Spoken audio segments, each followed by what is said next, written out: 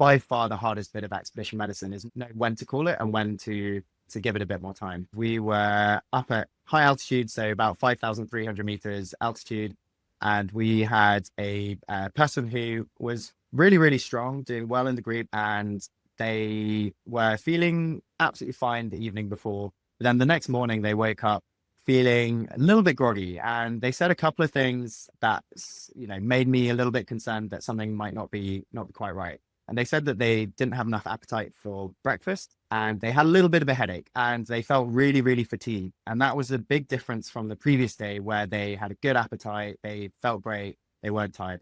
On paper, that just sounds like a bit of mild altitude sickness, but something was making me suspicious that this might be something that turns out to be more than that. And I think it was to do with the speed at which it had developed. So I was actually not the doctor for that group at this point either. So there was a different doctor with this group, and I just caught up with them in passing while I was on the way to the glacier higher up.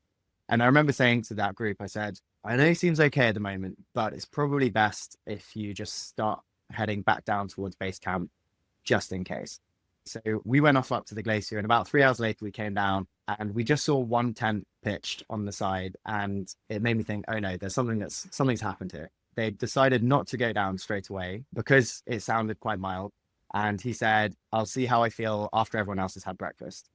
He went from that state to then having a really bad headache, to then feeling really, really tired, to then starting vomiting, to then start reducing his conscious level. So that by the time I got back down to them and in tent, he was actually struggling to stay awake, struggling to stay upright, and couldn't walk anymore. So this was pretty classic case of something called high altitude cerebral edema.